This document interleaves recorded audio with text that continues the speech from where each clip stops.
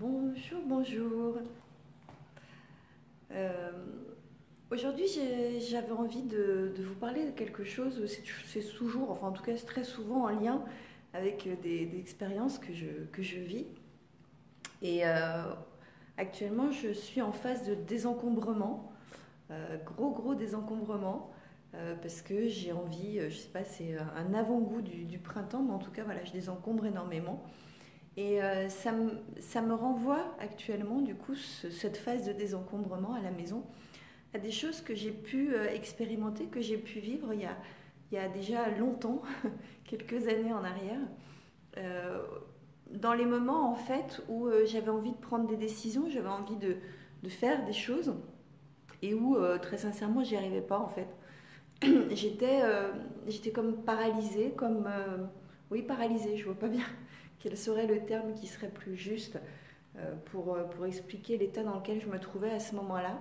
C'est-à-dire que devant l'ampleur de la tâche, devant l'ampleur de tout ce qui n'avait pas été fait, de tout ce qui continuait à ne pas être fait, euh, j'avais le sentiment que mes deux pieds s'enfonçaient dans le sol, dans du ciment, et que finalement plus le temps passait, moins les choses se faisaient, et plus moi je m'enfonçais dans le ciment.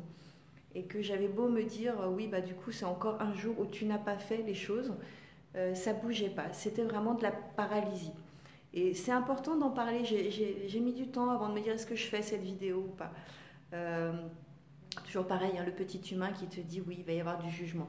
Et le petit humain, je lui ai dit d'aller se faire foutre parce qu'il y a un moment donné où c'est bien de partager aux autres ce genre de choses qu'on a pu vivre et qui nous font souffrir quand on les vit parce que c'est tellement douloureux de se rendre compte qu'on a envie de faire quelque chose et qu'on n'y arrive pas et que c'est pas de la fainéantise, que c'est pas une maladie, que c'est pas un manque de volonté, que c'est vraiment quelque chose à régler entre soi et soi, euh, entre l'acceptation de qui je suis à ce moment-là, de comment je pourrais m'organiser pour que les choses soient plus douces pour moi, pour que j'arrête de me juger aussi sur tout ce que je n'ai pas fait, tout ce que j'aurais dû faire, tout ce que j'aurais pu faire, et blabla, et blabla.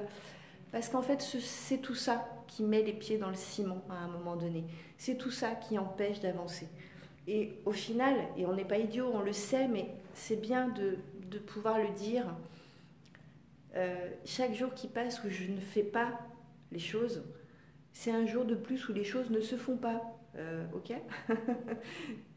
C'est-à-dire que si je me dis oui, mais il y a trop de choses à faire, il y a trop de choses qui sont compliquées, j'ai envie de tellement de choses. Bien sûr, bien sûr qu'on peut se retrouver face à cette situation en se disant mais il y a tellement de choses, par quoi je commence en fait? Par quoi je commence? Ça fait tellement longtemps que je commence pas en fait. Par quoi je commence? Bah en fait, je vais vous faire bagarre de chat, ok, tout va bien. Je vais vous faire une réponse à la Vandame, hein, mais je suis désolée, je pense que c'est le genre de réponses qui sont les plus claires finalement. Euh, à un moment donné, par quoi je commence? Bah, commence par quelque chose en fait. C'est-à-dire que on s'en fout de savoir si c'est le truc par lequel il faudrait vraiment commencer. On s'en fiche de savoir si c'est le truc prioritaire dans ta vie. On s'en fiche en fait.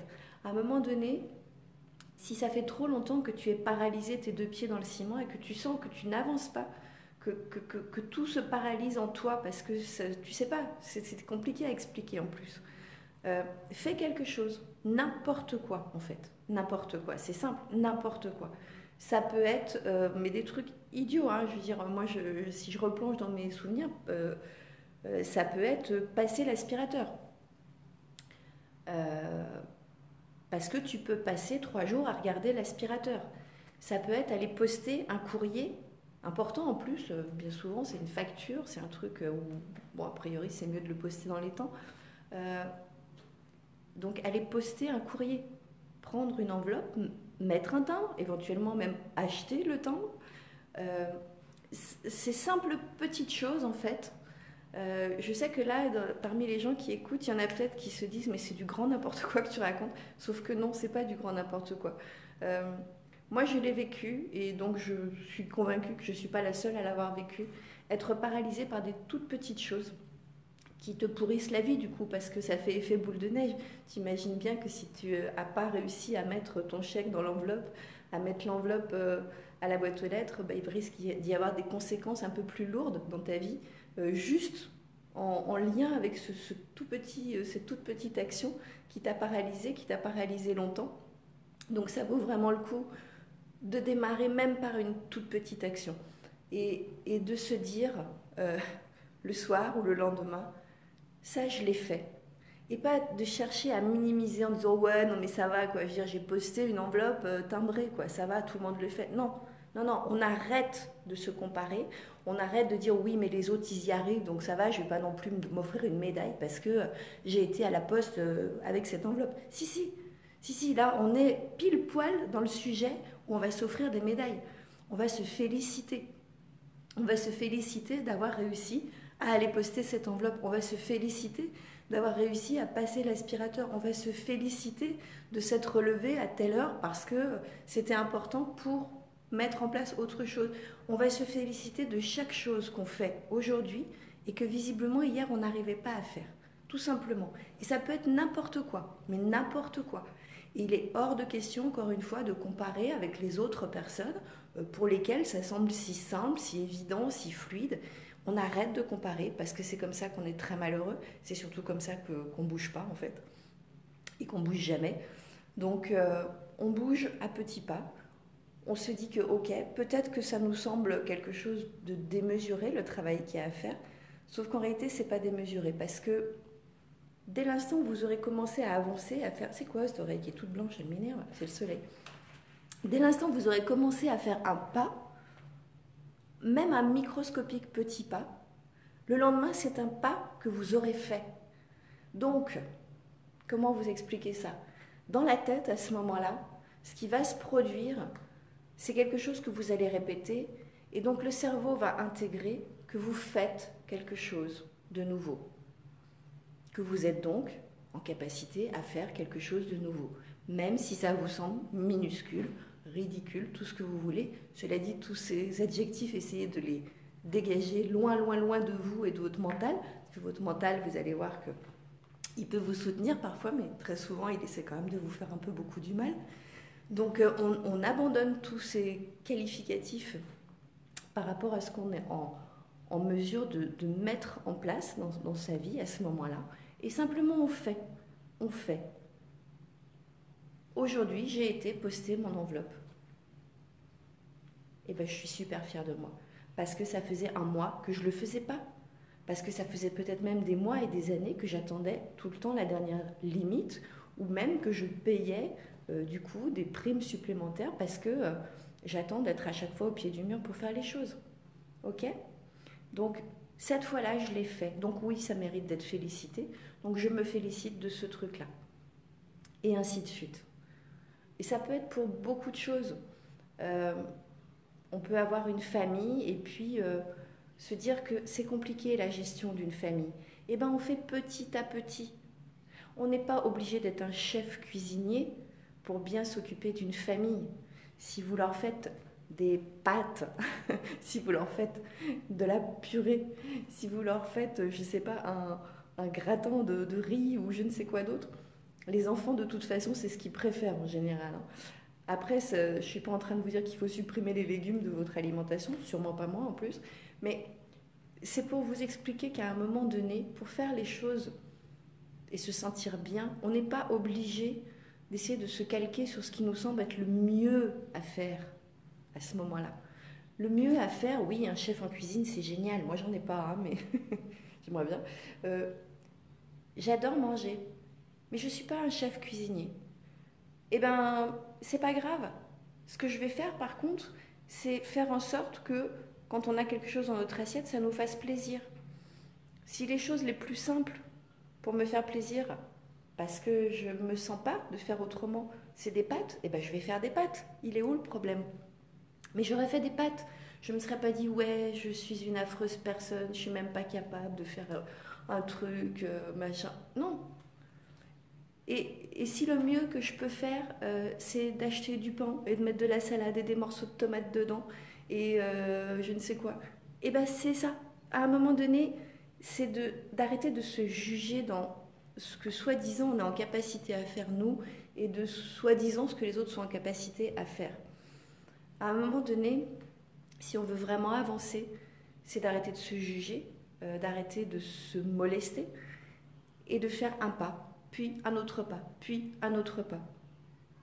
Ça ne vient pas en une seule fois. Sauf que si vous faites un microscopique petit pas chaque jour ou même chaque semaine, et ben au bout de 4 semaines, vous aurez fait 4 microscopiques petits pas que vous n'aviez peut-être encore jamais fait avant. Donc, ça aura déjà changé, ça aura déjà bougé. Vous aurez créé ce qu'on appelle une dynamique. Et créer une dynamique, ça commence juste comme ça en fait. C'est juste fais-le. Hein, just do it. Désolée d'utiliser, mais voilà. Juste fais-le en fait. Et tu verras bien. Juste fais-le. Et c'est très très important de démarrer comme ça quand on se sent submergé. Parce que sinon, effectivement, on regarde. Moi là, je regarde. Bon, c'est un exemple parce que c'est ce qui m'a amené à cette réflexion de vous reparler de ça. Je regardais la chambre de ma fille que je dois ranger.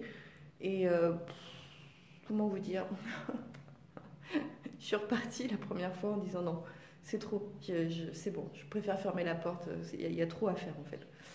Et effectivement, il y a beaucoup à faire. Mais après, je me suis dit, bon, ok, il n'y a que 2 options. Et en plus, pour un HP, c'est souvent comme ça que ça se passe. Soit il va y avoir un moment où ça va me prendre comme une envie de pisser et je vais passer 4 heures dans la chambre. Soit je décide que aujourd'hui je range les Playmobil. Ben, je range les Playmobil. Ok, ça semble tout petit par rapport à ce qu'il y a à faire. N'empêche que les Playmobil sont rangés. Et ainsi de suite, et ainsi de suite, et ainsi de suite. Et d'arrêter de se dire, cette charge, elle est trop lourde pour moi. Bien sûr que si je dois tout faire en une seule fois, la charge, elle est trop lourde pour moi. Mais c'est comme si on demandait à un enfant de cours préparatoire, de CP, d'apprendre tout le programme du CP, du CE1, du CE2, du CM1, du CM2, de la 6e et de la 5e. Il dirait non mais ça va bien, attends mais tu rigoles, c'est monstrueux ce que tu me demandes quoi.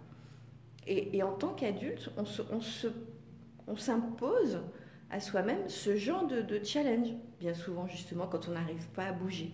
On se dit ah ouais mais avec tout le retard que j'ai pris ou avec tout ce que moi je n'ai pas fait que les autres ont fait. Donc clairement j'ai le programme de 6 sections à rattraper en fait. Mais non, non, non, ça marche pas comme ça en fait. Je vais avancer à mon rythme, je vais faire les choses comme je sens que c'est bon pour moi. Du moment que j'avance, il y a pas de concours, il y a pas, justement là, il n'y a pas une récompense à la fin de ma vie qui va me dire alors vous êtes arrivé 3e, bravo. Vous par contre, comme d'hab, au fond de la classe, hein, à discuter avec les copains, rien foutu de toute votre vie, bravo, félicitations. Alors vous la médaille, ceinture. Non, ça marche pas comme ça, Dieu merci. À un moment donné, c'est votre vie, on parle de votre vie. Ça regarde personne d'autre. Donc, il n'y a pas de comparaison, il n'y a pas de concours. Vous allez faire les choses pour vous. Et puis, il y a des jours où vous n'y arriverez pas. Et puis, c'est pas grave. Et puis, qu'est-ce que tu dis, Roselyne? Laisse tomber, mon fils bordélique, je ferme la porte. Et quand il en a marre, il le fait. Chacun sa merde. Oui, oui, il y a aussi ça. Hein. Voilà, c'est l'exemple, hein, la chambre de ma fille, Roselyne. Mais c'est vrai que j'en parlais surtout parce que quand je me suis retrouvée face à cette chambre, ça m'a ramené en fait des années en arrière où je me voyais paralysée par des toutes petites actions à faire dans ma vie, mais vraiment des trucs qui pouvaient sembler dérisoires, comme prendre le téléphone pour appeler une administration, comme, je sais pas, enfin des trucs où, même aujourd'hui quand j'en parle, j'ai du mal à réaliser que ça a été moi, que je me suis retrouvée dans cette situation, à pas pouvoir prendre le téléphone, à pas être... à ne pas me sentir capable de prendre le téléphone pour appeler quelqu'un, quoi. Donc aujourd'hui, ça me semble totalement fou, mais ça a bel et bien existé, je le sais. Donc c'est pour ça que j'en parle, pour que les gens intègrent que c'est pas, ils sont pas débiles parce qu'ils n'arrivent pas à faire ça. Hein. Ils n'ont pas une problématique avec le monde, avec la société. C'est qu'à un moment donné, ils vivent cette paralysie parce qu'ils sont très encombrés aussi dans leur tête et que Ils ont beaucoup de mal à gérer leurs émotions, ils ont beaucoup de mal à aller dans le monde. Bon, il y a plein de raisons, plein de facteurs hein, qui créent ce type de non-comportement, j'ai envie de dire, même si le non-comportement en est un. Donc, il ne faut pas prendre ça à la légère. Et si ça vous intéresse, on refera un sujet dans lequel on abordera plus précisément justement cette paralysie. Parce que là, je vous parle de paralysie pour le passage à l'action, hein, donc pour des actes simples, comme je disais en début de vidéo, simplement aller poster un courrier à la boîte aux lettres, des choses qui peuvent sembler extrêmement dérisoires aux yeux de beaucoup de monde. Mais c'est une paralysie qui est une paralysie émotionnelle. Et donc, ça vaut le coup qu'on prolonge. Là, j'aurai pas le temps, mais on refera certainement une vidéo là-dessus. Parce que cette paralysie émotionnelle, du coup, elle se répercute dans plein de domaines de notre vie. Et c'est pour ça qu'il y a des gens qui sont très bien, qui ont plein d'atouts, qui ont plein de qualités, qui sont juste des gens formidables, mais qui se retrouvent par exemple tout seuls ou à avoir des difficultés à entrer en relation avec les autres, ou à trouver du travail, ou à rester sur un poste, etc. Enfin, il y a des kilomètres de domaines dans lesquels c'est compliqué de se sentir bien quand on vit avec ce type de paralysie émotionnelle. Et donc, je vous invite à me poser les questions si vous en avez, et j'y répondrai en commentaire et probablement dans une prochaine vidéo. Je vais vous laisser, le temps passe très vite. Je vous remercie d'avoir été là. Je vais essayer de faire défiler vite parce que je crois que j'ai dit bonjour quasiment à personne. Alors, nous avions Montésir, Elsa, Nat. Oh, le Guignol de Lyon, chouette. Marie, Francesca, Luc. Qui est-ce que je vois? Bonjour, Makati. J'ai l'impression que tu parles à ma place en expliquant ce que je vis depuis un moment. Tu as du mal à t'expliquer le pourquoi du comment. Oui, oui, mais parce que, bien sûr qu'on a du mal à l'expliquer, parce que ça nous renvoie, c'est toujours pareil, hein, ça nous renvoie à des choses. Bonjour Richard, Karine. Ça nous renvoie à l'image de soi, en fait.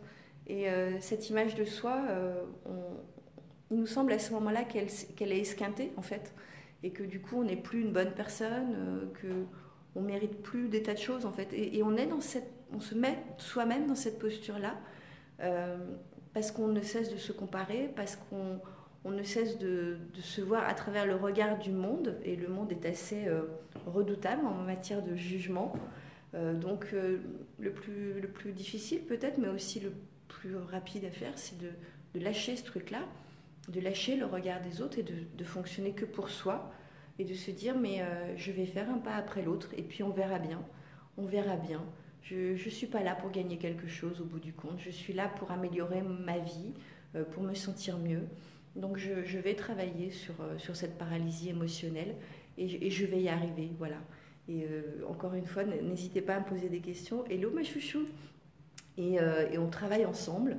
Encore une fois, on travaille aussi sur le groupe des hauts potentiels, Katie Mon Chéri Haut Potentiel. C'est un groupe secret, donc vous ne nous trouverez pas, mais si vous voulez nous rejoindre, vous pouvez me laisser un message, soit ici en commentaire, soit en messagerie. Et puis on se retrouve bientôt. Je vous laisse, l'heure tourne trop vite.